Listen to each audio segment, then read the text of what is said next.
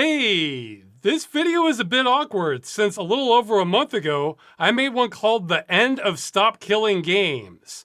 And this is a wrap-up to Stop Killing Games. In my defense, when I made that, I really did think that was close to the end for what Stop Killing Games could influence. But since we didn't accomplish everything, I wanted to go down swinging. Well, through dumb luck, that video swung so hard it changed the timeline. So now I should probably do a different one. Just to let people know up front, this video isn't that important. It's gonna go over various things, but nothing earth-shattering. Yeah, in fact, let's get the important stuff out of the way. It's only a few things. If you're in the EU, you can still contact members of European Parliament to support the Stop Destroying Video Games initiative. And you and people from several other European countries can add a comment to the Digital Fairness Act, asking politely if they can add protections from publishers destroying video games you've already paid for. And I guess if you're in the UK, you can still contact members of Parliament to support the government petition to stop destroying games there. Though I won't lie, the UK situation is a lot iffier. Finally, this one's a shot in the dark, but I've been advised if anyone has connections to the EU Commission, specifically mid-level admin workers, that could be very helpful. You can contact me or the official spokesperson. His contact info is on the initiative page. Okay, that's it. Nothing else I'm going to say here really matters much, so if you want to stop watching, that's fine. I guess first off, thanks to everyone who's assisted with the Stop Killing Games campaign, or is still helping. It's involved literally millions of people at this point. On one hand, I'm really glad we got the help we needed. On the other, I still can't shake the feeling of how stupid this all is. Not people helping, but that we have to fight for any of this to begin with. The issue of not destroying games that people have already paid for in a business bigger than the film and music industry combined, when the whole thing is entirely preventable, has always struck me as crazy. I still view this like fighting for the right to have plumbing in your home, or to demand that bread you buy shouldn't be filled with sawdust. And no, not just a label telling you that your bread contains sawdust. There is such a thing as minimum standards for many products. So this entire movement has never been a calling for me, and still isn't. It's more like this particular practice has annoyed me way more than the average person, and I just want it to go away so I can spend my time on things I'd rather be doing. However, through dumb luck, I've been in a unique position to attempt to end this practice, and I knew I would feel like a giant hypocrite if I didn't give it my best shot. So I guess first, why don't we go over what that shot has looked like and how effective it's been? Let's pull up the old battle plans again. Okay, so here are the original plans, but new options opened up along the way. So here's the updated version. And rather than go over everything, I made a key showing the state of each attempt. I'm rating this by two metrics. Did we accomplish what we set out to do, and how effective was that? Well, on the first metric, we've actually done amazing.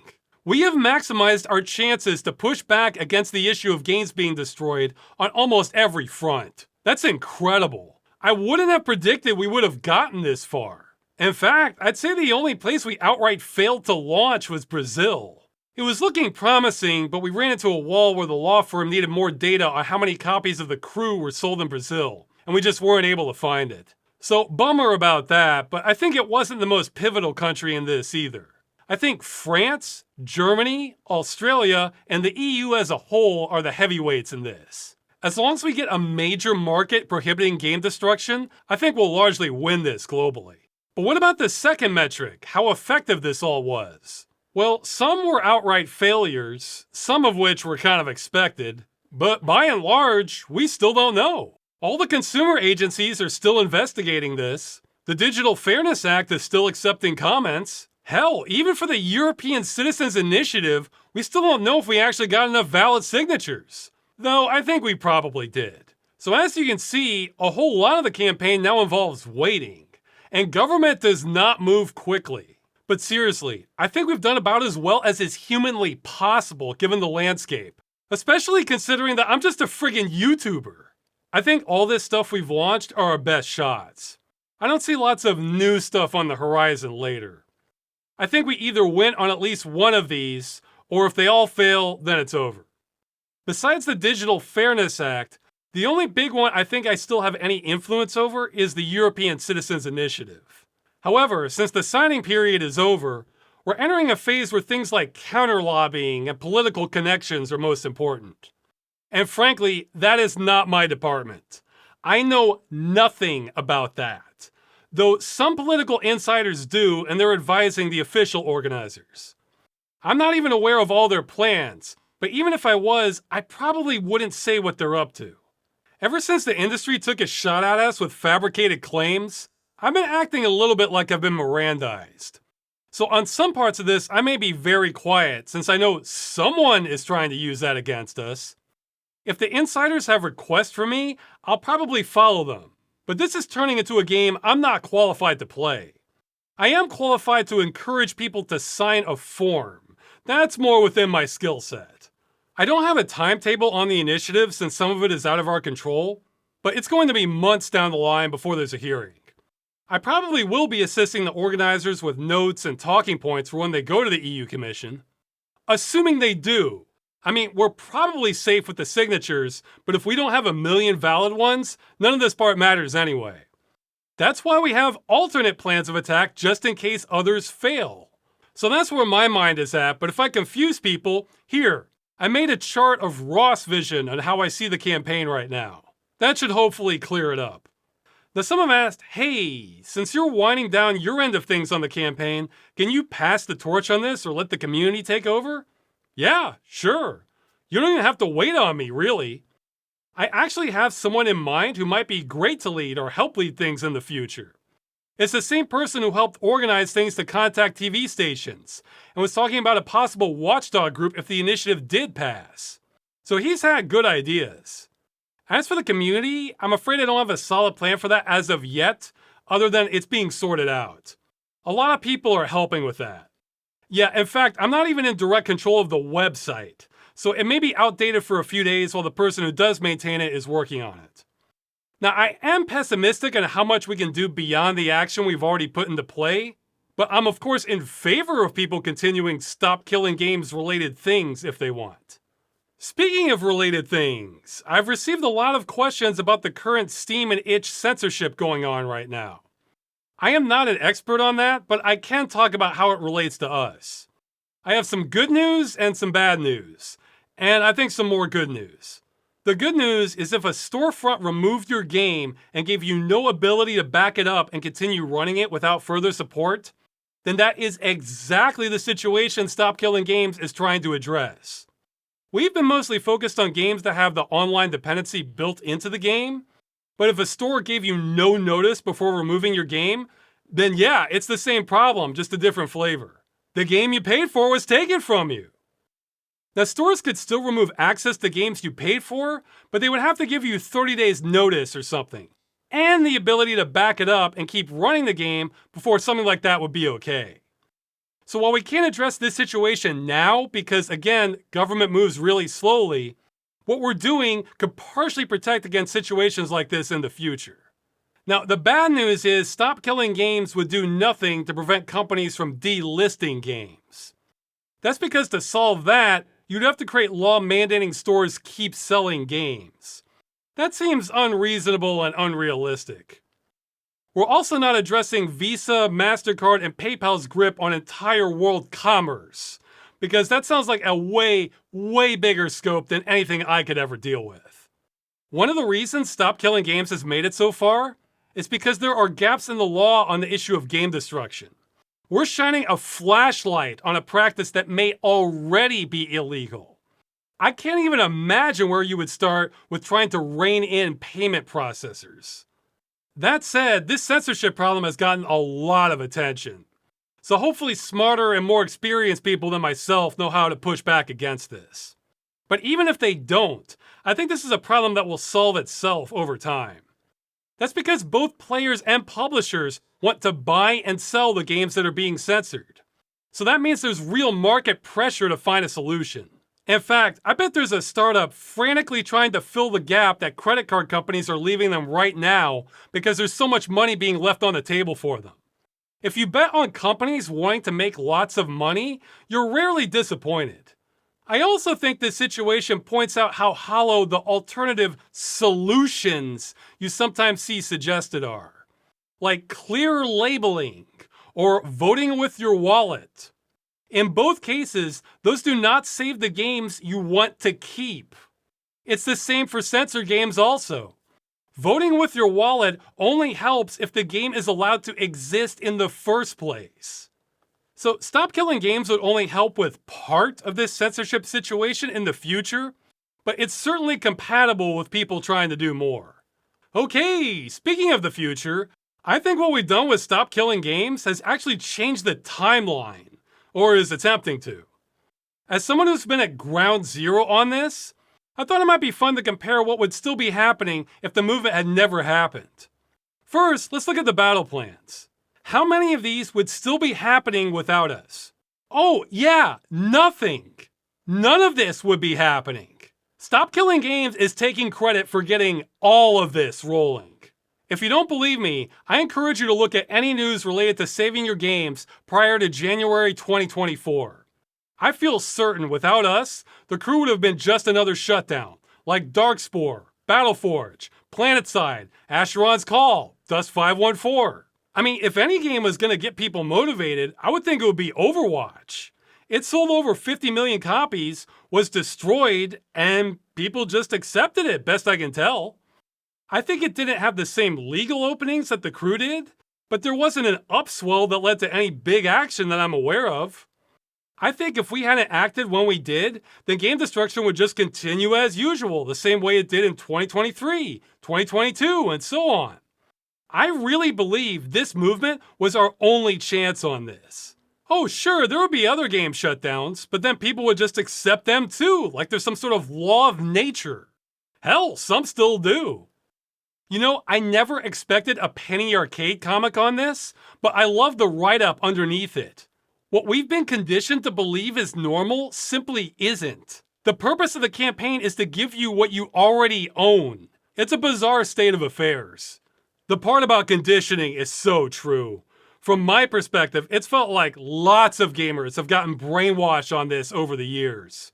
I really feel like we're defying the odds by getting people to wake up. So what didn't we change related to game ownership? Well, there's a few things. That bill in California doubling down and saying you own nothing, but that there should be clear labels about you owning nothing would still have passed. That was mostly from Sony pulling movies off its platform, not us. The court case against Ubisoft in the US might still have gone through. It depends on how motivated the plaintiffs were by the movement or not. I unfortunately think that case has no chance of stopping the practice of game destruction, but we weren't behind that one. Server emulator attempts on the crew would still be happening without us, thankfully. The US Copyright Office would still have rejected the Video Game History Foundation's attempt to get extremely meager exemptions to the DMCA. And yeah, I think that's about it. We can take credit for pretty much everything else related to pushing back against game destruction from 2024 onward. Unless you think that Concord is the spark that would have rallied everyone to push back. Or hey, Anthem, that too. So yeah, we're on a different timeline now. It feels weird. Okay, and here's the part nobody is going to like. I have been exhausted almost every day for over a month now. This is what I'm looking like almost all the time now when I'm not on camera. I know a lot of people found out about Stop Killing Games just recently, but I've been going at it hard for over a year and a half now, and I wasn't exactly well rested prior to that. When I made the first end video, I thought I would get a break afterwards. Nope. It's been unending overtime because like hell I was going to miss the opportunity to actually turn this around. But man, I am feeling it. There's been something that has to be done every waking moment since then. And I have no room to complain either. I'm the one who brought this on myself. Well, no, the industry brought this on all of us, but I'm the one who decided to get in front of it. But since I have been getting worn the hell down. This may sound crazy, but I'm actually at a point where I'm becoming numb as to whether we even win or not. If we win, great. If we lose, but I still gave it my best effort, I can live with that. But what would drive me crazy is losing because I dropped the ball on something I could obviously fix. For example, if a regulator gets bribed by the industry, I have no influence on that. But telling people there's a way for our issue to be a rider on the Digital Fairness Act if enough people comment on it? Yeah, that is totally something I kind of had to do to maximize our chances. So I kind of either need to win or be defeated. In between just doesn't work for me. I mean, even if we lose, I want everyone involved to own it. So if the EU says there's no problem with publishers killing games you paid for, fine. I want to hear them say that terms like these are considered legal and completely fair under Directive 9313 EEC, which is supposed to protect consumers against unfair terms and mass-produced contracts. If consumer protections never really existed for video games this whole time, and the EU Commission wants to keep it that way, then let's hear them say it so the whole world knows. They could have saved me a lot of time and effort. I think there's a serious chance we could win, though, somewhere. Anyway, I've said before, I've kind of hated doing all of this. It's just been a competing scale of knowing I would hate myself more if I quit at a critical juncture. Well, I'm just about through the most critical junctures. Oh, there's more left, but not ones I know how to influence much. My goal on all of this has always been to get in, hit as hard as I can, then get out. The getting out part is taking longer than I would have wanted, but that's still the plan. I want to be done with this so badly. I don't think a clean break is really possible for me yet. Even as I say this, I still have days of campaign work I'm behind on. But as soon as I start to get on top of things, my plan is to be on a standby break, where if something important happens where I need to do something, yeah, I'll drop everything and do it. Otherwise, I want out as soon as it won't cause things to implode. If you work past a certain point, you kind of stop caring about everything. Or at least I do. Right now, I feel like I want to take a break for the next 10 years. I probably don't need to, or can't really. Maybe I only need a couple days. I have no way of telling anymore. You know that life training machine from The Princess Bride? Yeah, I feel like I might have had a round or two on that. Ironically, I haven't had time to play a game for close to a couple months now. I admit, part of me just wants to play games for days and not look back.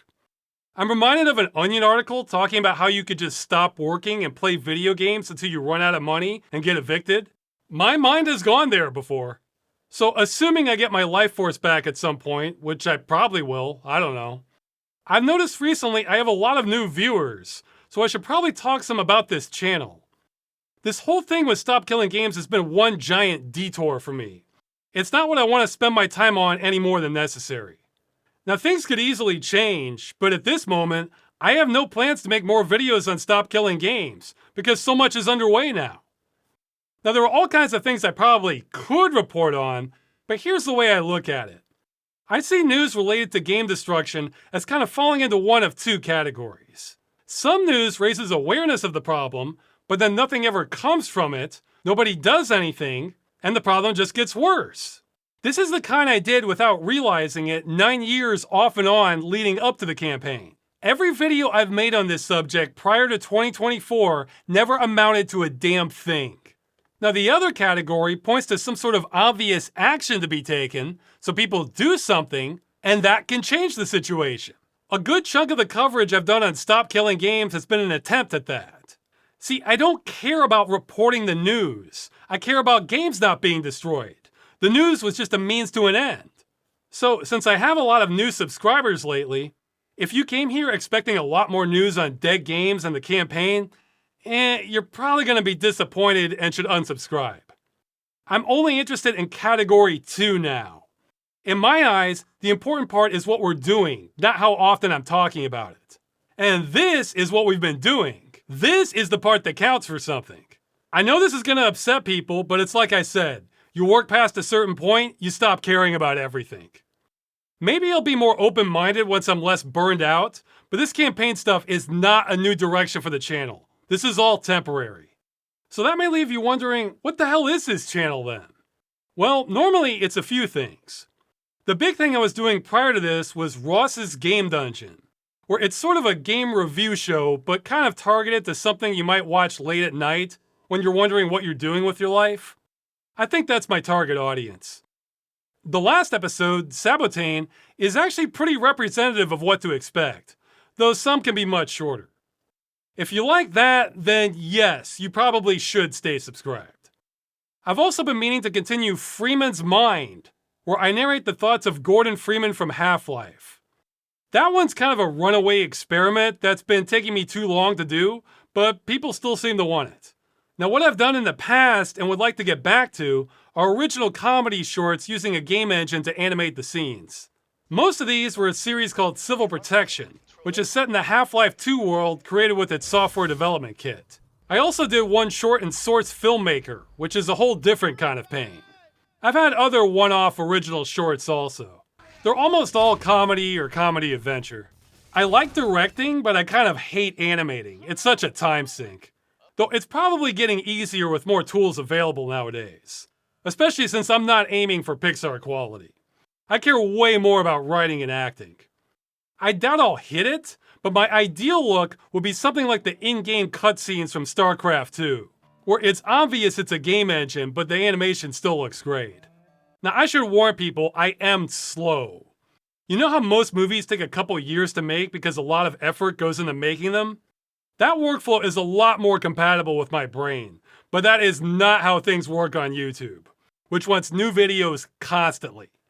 See, if I was smart, I would just make short commentary videos, get way more views and income, and not bother with trying to make something more creative. But my instincts just tell me that is not what I should be doing. I also do monthly streams with viewers where I just answer questions, but those aren't really worth watching. They're more just a proof of life thing, since in the past, viewers would constantly make comments about whether I was dead or not, and now they don't say that so much. Though I think I'm going to change that a little bit and start posting those on my secondary channel, A Curse Farms Junk, instead. So hopefully only videos I think have some merit to them will be on this channel in the future. So those are the plans for the channel, but before I go, this part is a bit selfish of me, but it's related to game preservation. Part of the reason I hate seeing games destroyed is because so many just have fantastic worlds. So it's a slap in the face to me every time a great one is destroyed forever. Hey, Anthem is due to shut down. A bunch of people say it's not a good game, and they're probably right. But look at that world. That looks pretty cool. Of course I would want to see that. Too bad EA is dumping all of this in the trash so no one can ever experience it again. This is also why I can get resentful towards people trying to defend this practice. It's art destruction, and it's preventable. Yeah, let's add a label saying this world will be completely destroyed for everyone. That solves the problem, right? Anyway, I'm rehashing some of what I talk about in this video, but even if we end up being unable to save games, man, I at least want to save the game worlds. Well, I think technology is making that more and more of a possibility, especially with using AI to extrapolate assets. I see there as being a few levels to this. The first would just be a completely static world. The second would cover things like basic looping animations, grass swaying, stuff like that. Then you would have advanced or contextual animations like NPCs or traffic. And I guess the fourth layer would be mimicking the game itself. Though I would still get a lot of value with even this second layer here. Some have compared what I'm asking for to the NoClip website. Yeah, that's similar. But there are hundreds of games I want this for. Especially for games on death row. Now some people may bring up how there have been AI projects to generate gameplay-like footage in real time. Like an AI rendition of Quake 2. Or prompts by Google. In my opinion, this is barking up the wrong tree. All the footage looks soupy and has an uncanny valley feeling. Instead, they should be using the AI to take its best guess generating the models and textures. Maybe even entities to be ported to an engine like Unreal or something. Then it could be rendered cleanly and not have this creepy soup vibe to everything. Or at least a lot less. Really, the technology for some of this I think is here right now. But it needs to be integrated and streamlined because the people willing to go and plot out these game worlds might not be the same people developing the tools. Even with the technology, right now there's probably 20 steps between capturing footage from the game and porting an imitation of it inside an engine you could walk around in. Anyway, I just want to encourage development in this direction. I said I'd rather be doing things besides the campaign. Well, this is one of them. Be part of a Game World Explorers Club. So that's the wrap up. Stop Killing Games is largely underway, even though there are a few things left to do. I'm a bit of a burned out husk because of it, but I can keep burning some more if necessary. And yeah, that's it. See ya.